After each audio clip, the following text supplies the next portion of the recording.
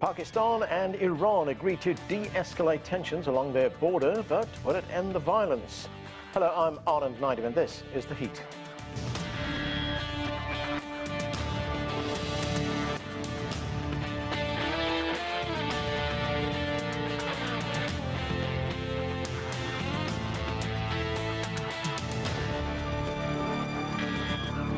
Over the weekend, 9 Pakistani migrant workers were shot dead in a border region of Iran. The killings happened in the wake of tit-for-tat missile strikes between the two nations, resulting in heightened tensions and strained diplomatic ties. On Monday, foreign ministers from both countries met in Islamabad to try and mend relations.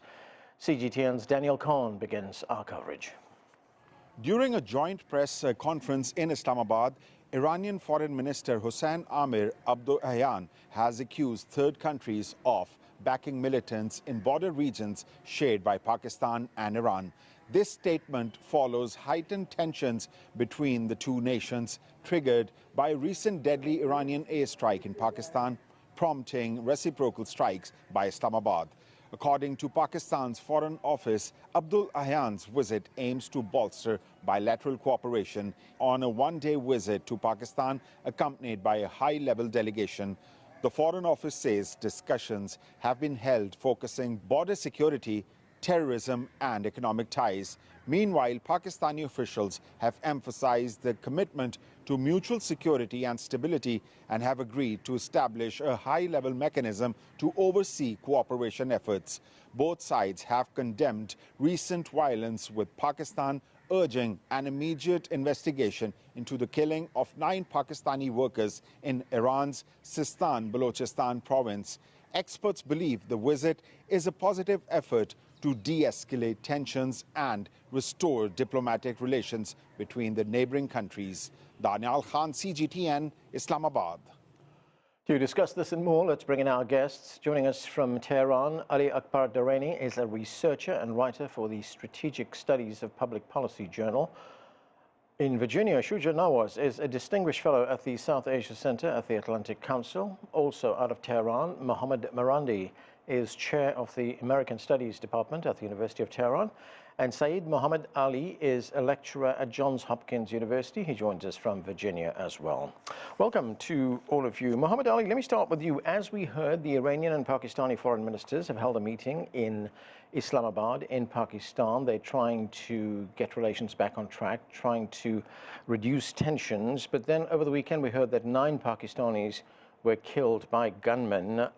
So it seems tensions still remain high.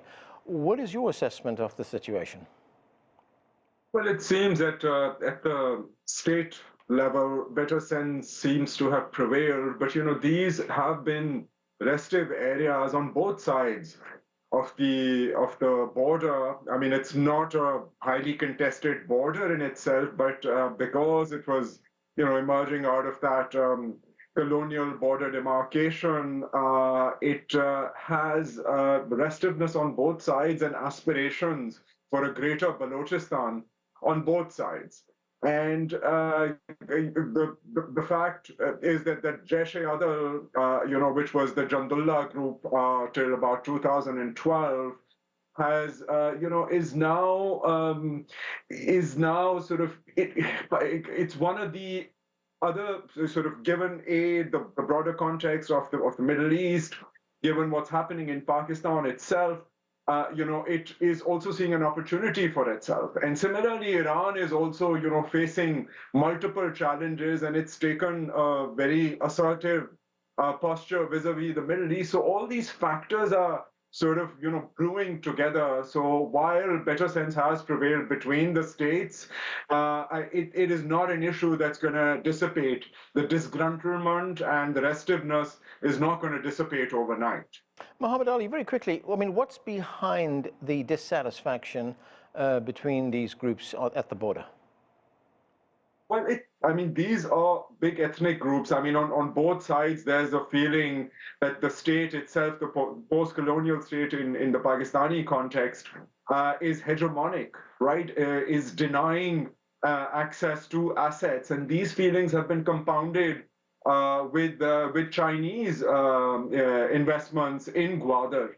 I mean, this again, like this disgruntlement has been brewing for a long time. Right. It was brewing even when the U.S. was aiding Pakistan. So it's been happening for a long time, and unfortunately, Pakistan didn't learn from 1971 when East Pakistan broke away, and has been using a very ham-handed approach in dealing with this problem. All right, Ali Akbar Dareini, Iran attacked targets in Pakistan on January 17th. 2 children were killed, 3 other people were injured in those attacks taking place in Baluchistan province in Pakistan. The Iranians say they were targeting an anti-Iran group called Jaish al-Adl, or the Army of Justice. Why is this happening now? What can you tell us about this group? We need to see the calculus behind Iran and Pakistan's strikes. First, a bloody terrorist attack by the Jaish al-Adl group in Rask in December killed 11 Iranian police officers, and another terrorist attack in Kerman killed more than 100 people, most of them women and children. So Iran was under tremendous domestic pressure to respond and demonstrate its resolve and show to the terrorists that it cannot allow such attacks. This was they crossed the red lines, and Iran needed to respond strongly. At the same time, Iranian authorities wanted to make sure that the terrorists are not able to continue such attacks. Iran and Pakistan share a 900 kilometer border. Yeah. It's a restive region, but Iran's unilateral action prompted Pakistan to retaliate. It was not the first time that Iran was targeting terrorist hideouts inside the Pakistani territory. Iran had bombarded terrorist hideouts inside Pakistan in the past, but it had not been leaked to the media, and Iran did so after deliberations and consultations with the Pakistani government. But this time, this was not the case. There were various channels of communication between Iran and Pakistan. Iran had obtained intelligence that the Jaish al-Adl was on the verge of carrying out an imminent attack, and Iran needed to respond, and there was not much time left to consult with the Pakistan. So just one sentence, the lack of Iran's coordination with Pakistan was the main reason behind the tensions that prompted Pakistan to retaliate. Right. Shuja, Nawaz, just a few weeks ago, we had the interim Pakistani Prime Minister have talks with the Iranian Foreign Minister. That took place in Davos at the World Economic Forum. Now we have these attacks, these strikes between both sides, which have sent alarm bells ringing in the region. What is happening? What is your view of what's taking place? I think we are missing a lot of the details of actually who ordered the attacks and who carried them out on both sides. We don't know, for instance, whether it was the IRGC, the Pasdaran, that wanted to expand the operations in the context of the wider Middle East conflict, because they see the Jaish al-Adl as a proxy which is covertly supported perhaps by the United States, as its predecessor Jundullah was once reported to be. So we don't know if they took the decision. We also don't know if the Pakistan military took the retaliatory decision, because when all this was brewing, the Pakistani Prime Minister and the Iranian Foreign Minister had a very public and a very cordial meeting in Davos. So it appears as if the Artesh, which is the regular Iranian army, may not have been involved, and the civilians on both sides may not have been involved in this decision-making. But now, from the statements that have emerged after this visit by the Iranian Foreign Minister to Islamabad, it appears that something is being done to brush this under the carpet, because no real measures have been shared with the public on how Iran will get rid of the Baluch Liberation Army and other insurgent groups that use Iranian territory as sanctuary, and will stop India from using Zahedan as a base to foment trouble in Baluchistan inside Pakistan, nor how Pakistan will get rid of the Jaish al-Adl so that they don't attack innocent people inside Iran.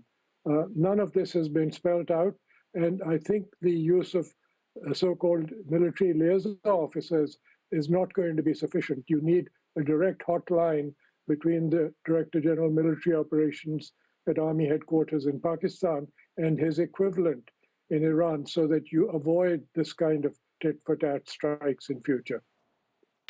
Mohammad Marandi, as we heard from two of our panelists, that this is happening at a time when Iran is facing increasing pressure. I mean, they're under pressure from the West, which is accusing Tehran right now of backing the group that killed 3 American soldiers in Jordan.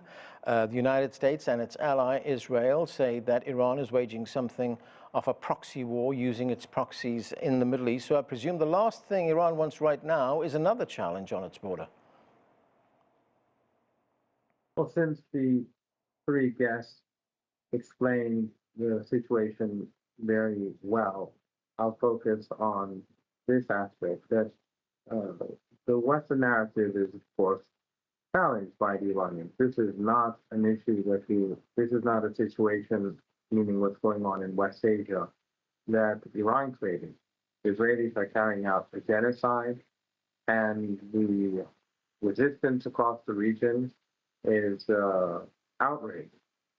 Thus, we see in Yemen, the Yemeni government, the government in Sana'a, is imposing a blockade on shipping to Israel until the genocide ends. And the resistance in Iraq is doing the same, or in Lebanon, it's the same. So the root of the problems and the crisis that we're now seeing is what we're seeing day and night in Gaza. Children being massacred, women being massacred, and people maimed and lives destroyed. At this time, when the Israeli regime is facing an existential crisis of legitimacy, in particular in the eyes of those who used to see it as a legitimate regime, it has been trying to retaliate against Iran, and so has the United States. So we've seen an increase in attempts to carry out terror attacks in Iran through northern Iraq, the Kurdish area, and Arabian, and also the Jaish al-Adl terror organization, and ISIS as well. ISIS has had a long-standing relationship with NATO, with Israel. As we speak, ISIS is in that area, which is controlled by the Americans, where the American soldiers were killed. Al-Tan. ISIS elements are there. That's the staging ground where they carry out attacks against Syrian army soldiers, and then they go back to that territory. So ISIS and the other groups that I mentioned, they are deeply involved in Iran, and therefore the strike that the Iranians carried out in Pakistan was not directed against the Pakistani government. And I'm sure it was a very difficult decision to make, whether it was right or wrong, because the Iranians under no circumstances want to damage relations with Pakistan. Pakistan for Iran is a key partner. The 2 countries have to keep Afghanistan together, and also the 2 countries have huge potential. Unfortunately, because of the U.S. sanctions, many of for example, the gas pipeline project that's supposed to go from Iran to Pakistan has been halted. But despite all that, Pakistan is a key country for Iran. Right.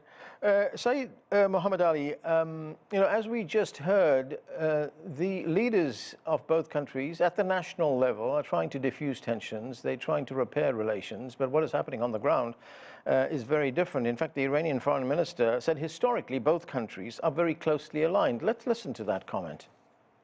Our historical bilateral relations and connections testify that, in fact, we are a single nation located in two different geographical positions.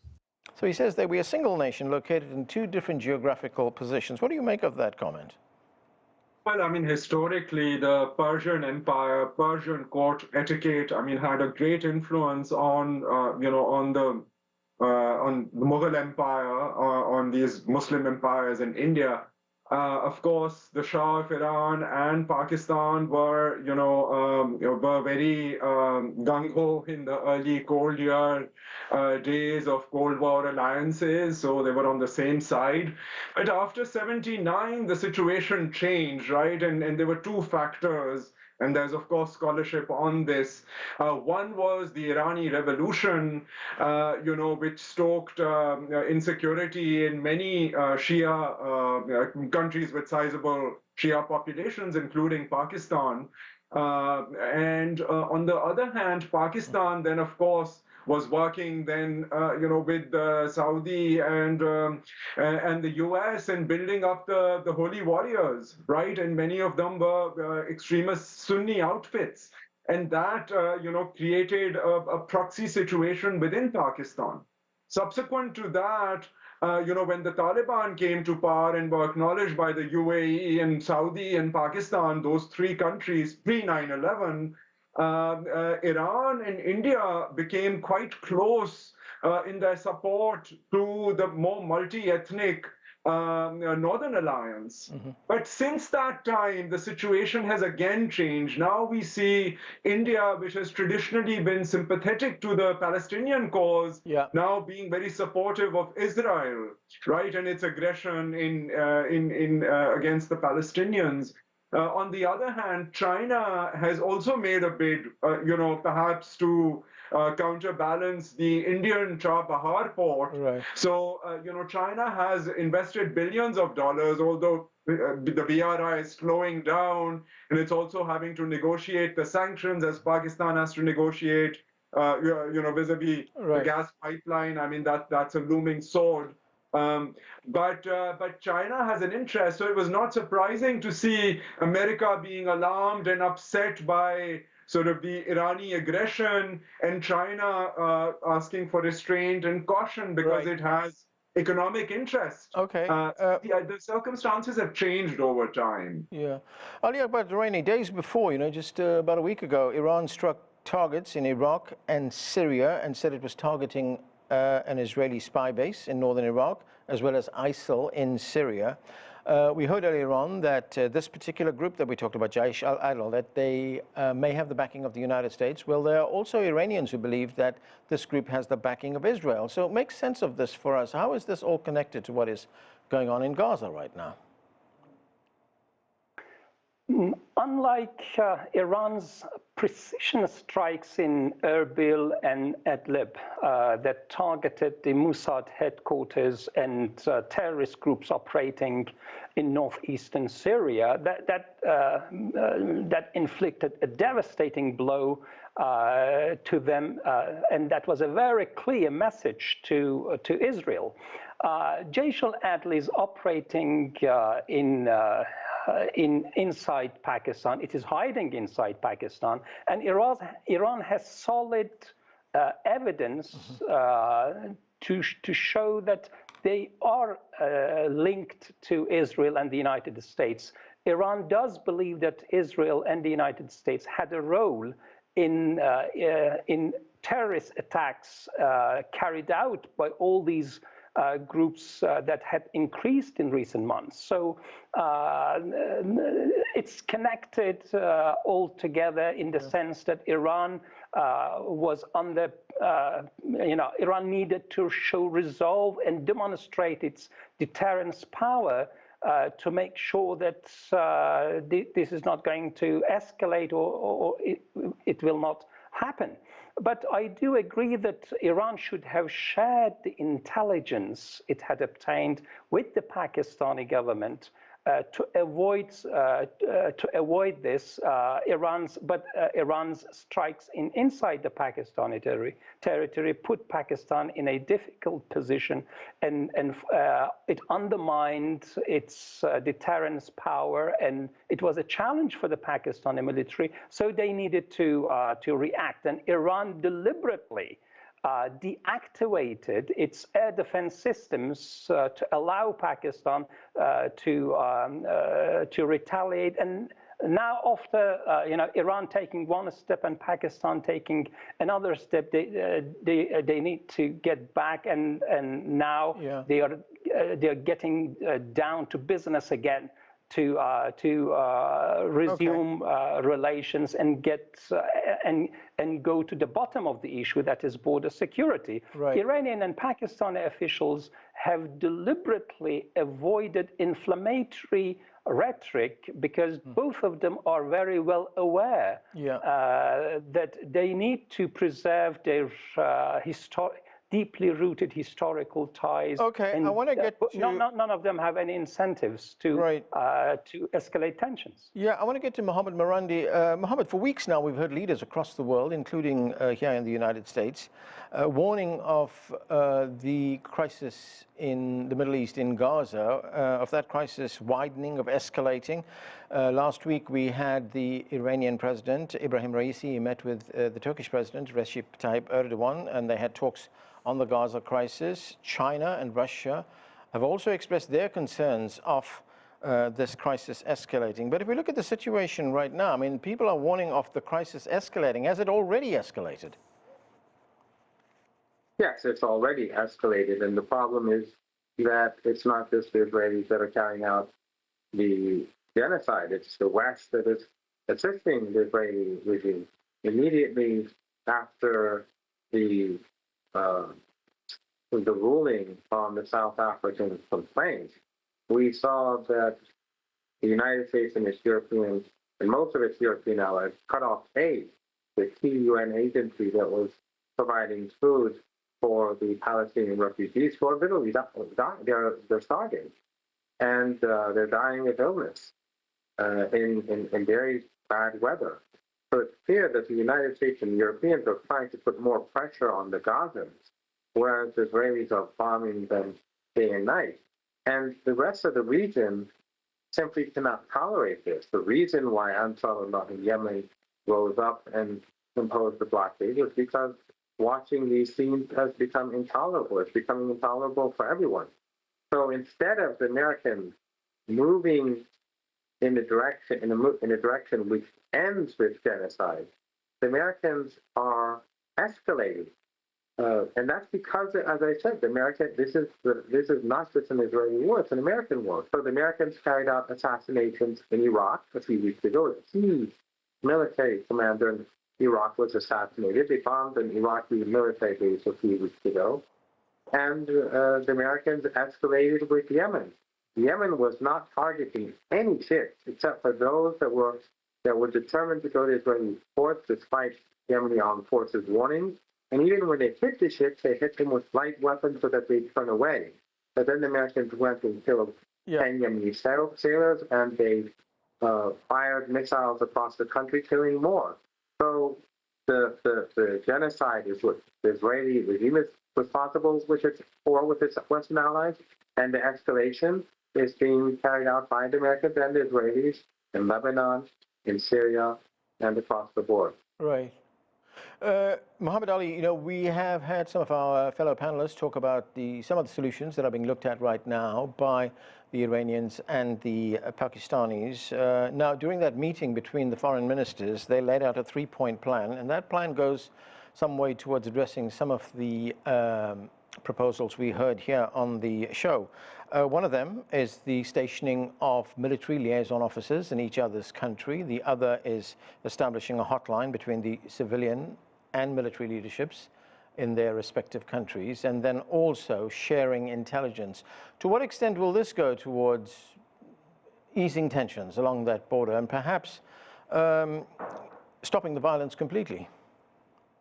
Well, it is a more effective way of managing that porous border where there's a lot of illicit trade as well. And yes, it was a miscommunication that that kind of fed this, and the sort of the need to react quickly and the inability of the leadership to pick up the phone, the civil and military leadership. So if that happens, that would be a conventional way of bringing security here. But I mean, what is really needed on both sides is trying to activate now really those border markets, right? So to try and bring as much of the economy into formality as possible, to provide opportunities, to make them into trade hubs. But there are serious deterrents to that, right? I mean, A is the sanctions regime, B is the fact that whenever development comes to these more far-flung areas, right, it comes in a very top-down manner, right? And even when there is international investment, like the BRI money that's been coming into Gwadar, into the rest of Balochistan, has not percolated sufficiently. Earlier development models, when the World Bank and USAID, when they were funneling money towards Balochistan, it failed to trickle down to the masses, the neoliberal development way. And now, in the last several years,